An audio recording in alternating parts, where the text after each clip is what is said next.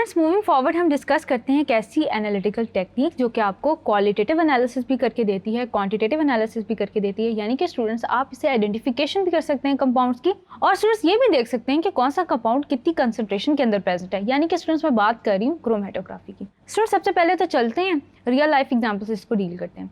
Students आपने देखा होगा कि जब आप ब्लैक इंक यूज़ करते हैं और स्टूडेंट्स पेपर में आप यूज़ कर रहे हैं, आपने पेपर पे लिखा है एंड देन स्टूडेंट्स ऐसा भी हो सकता है कि उस पर पानी गिर जाए। आपने देखा होगा कि स्टूडेंट्स आपके पास ऐसा पेपर जिस पे आपने ब्लैक इंक यूज़ की हो और उस पर पानी गिर जाए, तो स्टूडेंट्स आपको क्या होता है कि मुख्तलिफ तरह के कलर्स नज़र आ रहे होते हैं, यानी कि आपके पास जो इंक है वो स्प्रेड आउट हो जाती है। तो स्टूडेंट्स आपके पास जो ब्लैक इंक होती है वो मुख्तलिफ डाइज का कम्बिनेशन होती है। यानी कि स्टूडेंट्स मैं ये कह सकती हूँ कि ब्लैक इंक जितने डाइज से मिल के बनी है वो उस वेट पेपर पे सेपरेट आउट हो जाते हैं। और स्टूडेंट्स वो सेपरेट आउट क्यों होते हैं? क्योंकि उनको मीडियम मिलता है। मीडियम कैसे मिलता है स्टूडेंट्स? कि पेपर होता है, पेपर पे स्टूडेंट्स आपके पास लिक्विड जो है वो प्रेजेंट होता है। पेपर पे लिक्विड की प्रेजेंस स्टूडेंट्स मीडियम प्रोवाइड करती है कि इंक अपने रिस्पेक्टिव डाइज के अंदर सेपरेट आउट हो जाए। स्टूडेंट्स आप अपने सामने एक डायग्राम देख सकते हैं जिसके अंदर स्टूडेंट्स एक बीकर है। बीकर के अंदर स्टूडेंट्स आपने क्या किया हुआ है कि एक पेपर है, फिल्टर पेपर है, उसको आपने प्लेस किया हुआ है।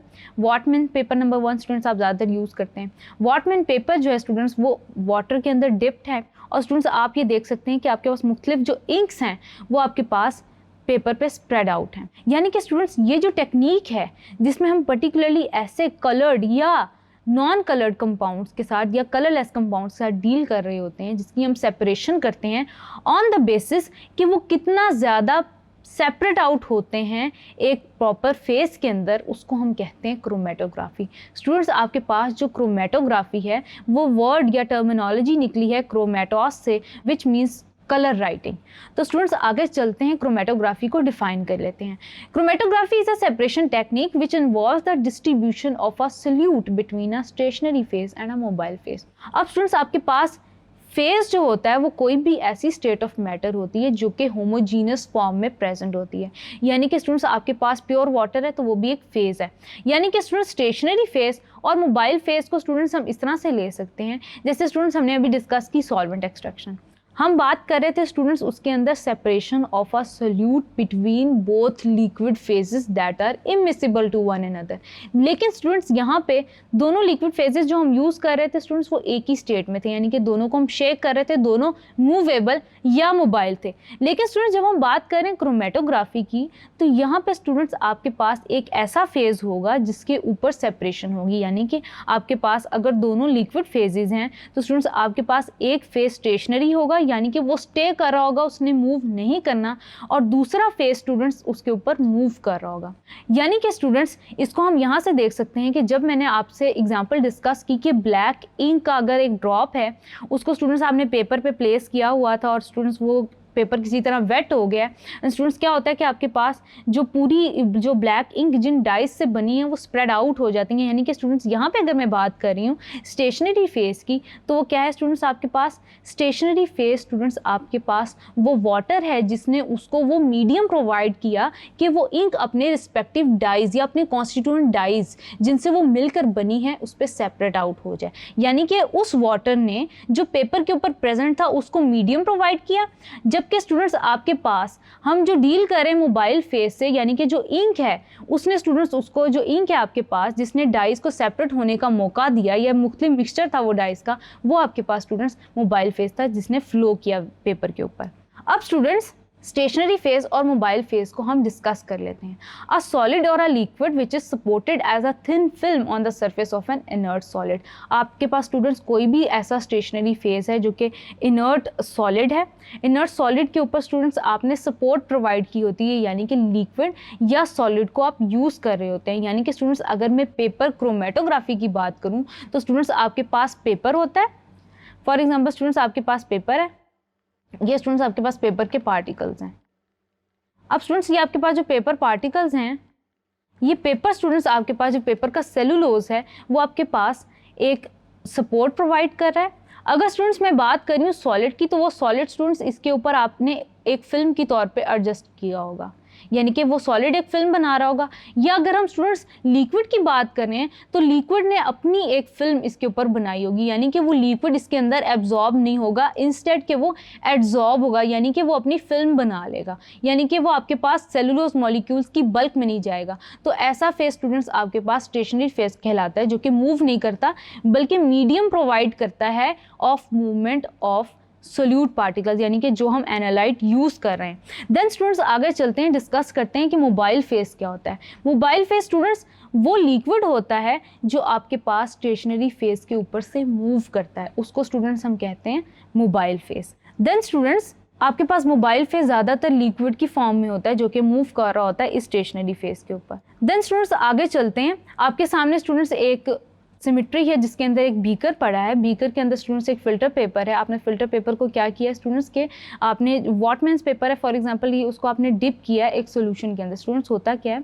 कि आप एक पेपर लेते हैं, फॉर एग्जांपल स्टूडेंट्स आपके पास एक अननोन डाई है, बाकी स्टूडेंट्स आपके पास उसकी कॉन्स्टिट्यूएंट डाइज हैं। स्टूडेंट्स आप क्या करते हैं कि आप स्पॉट्स पेपर के ऊपर फिक्स करते हैं, और स्टूडेंट्स क्या करते हैं कि आप उनको ड्राई होने देते हैं, यानी कि आपके पास फॉर एग्जांपल मुख्तलिफ कलर्स की इंक्स हैं, उनके स्पॉट्स आपने पेपर पे फिक्स किए, उसको ड्राई होने दिया। देन स्टूडेंट्स आप क्या करते हैं कि उसको अपने सोल्यूशन के अंदर फिक्स करते हैं, यानी कि जो मोबाइल फेज़ है उसके अंदर फिक्स करते हैं। देन स्टूडेंट्स वो जो मोबाइल फेज़ है स्टूडेंट्स वो क्या करता है, अपवर्ड मूवमेंट रखता है, अपवर्ड मूवमेंट करता है, यानी कि वो स्प्रेड आउट होता है आहिस्ता आहिस्ता, और आपको स्टूडेंट्स क्या करता है कि आपकी जो सोल्यूट हैं उनको वो मूव कराता है with respect to their affinities between stationary phase and mobile phase. Students याद रखिएगा कि आपका जो सोल्यूट है अगर वो स्टेशनरी फेज के लिए अट्रैक्शन रखता है तो वो स्लो मूव करेगा, अगर स्टूडेंट्स वो मोबाइल फेज के लिए अट्रैक्शन रखता है तो वो ज़रा फास्ट मूव करेगा। स्टूडेंट्स यहाँ पे आप एक और बात याद रखेंगे कि जो आप स्टेशनरी फेज या मोबाइल फेज यूज़ करते हैं वो दोनों आपस में इमिसिबल होने चाहिए, यानी कि स्टूडेंट्स वो आपस में अपनी एफिनिटी या अट्रैक्शन ना रखते हों, क्योंकि स्टूडेंट्स जो आपके पास एनालाइट होता है बिल्कुल वैसे ही जैसे हमने सॉल्वेंट एक्सट्रैक्शन में डिस्कस किया, स्टूडेंट्स आपके पास जो आपका एनालाइट होता है वो एफिनिटी रख सकता है आपके स्टेशनरी फेज के लिए भी, मोबाइल फेज के लिए भी, जिसकी वजह से स्टूडेंट्स आपके पास उनकी मूवमेंट अफेक्ट हो सकती है। एक बात स्टूडेंट्स आप याद रखेंगे कि आपके पास जितनी ज़्यादा एफिनिटी मोबाइल फेस के लिए एनालाइट की होगी वो उतना ज़्यादा फैलेगा, यानी कि उतना ज़्यादा स्प्रेड आउट होगा, उसका कलर आपको उतना स्प्रेड आउट नज़र आएगा, यानी कि उसने उतना ज़्यादा मूव किया होगा पेपर के ऊपर। अब स्टूडेंट्स डिस्ट्रीब्यूशन कोएफिशिएंट क्या है, K है, बिल्कुल वैसे ही जैसे हमने सॉल्वेंट एक्सट्रैक्शन के लिए डिस्कस किया।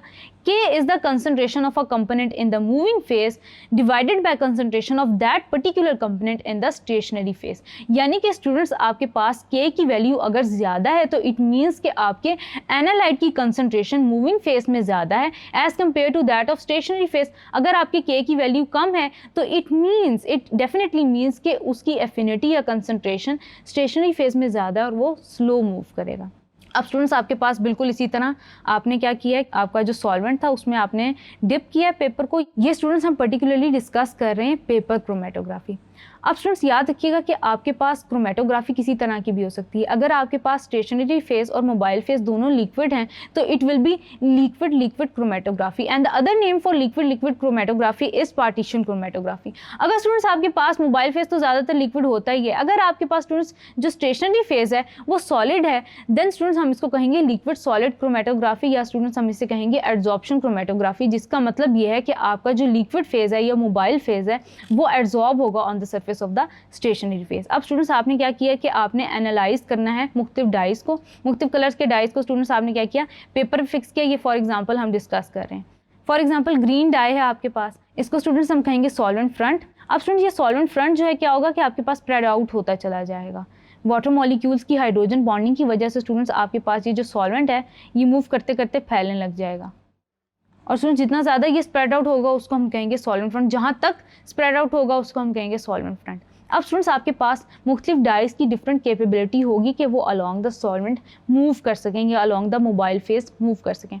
अब स्टूडेंट्स अगर ग्रीन डाई की एफिनिटी स्टेशनरी फेज के लिए यानी कि स्टेशनरी लिक्विड फेज के लिए ज़्यादा है, तो स्टूडेंट्स अब यहाँ पे लिक्विड आपके पास फेज क्या होगा या स्टेशनरी फेज आपके पास वो वाटर है जो कि एब्जॉर्ब्ड है on the surface of the cellulose, यानी कि वो मॉइस्चर जो सेलुलोज पार्टिकल्स के अंदर प्रेजेंट है या उनकी सरफेस के ऊपर प्रेजेंट है। अब स्टूडेंट्स आपके पास ये जो ग्रीन डाई है अगर ये स्टेशनरी फेज के लिए ज़्यादा एफिनिटी रखता है तो ये कम मूव करेगा अक्रॉस द पेपर।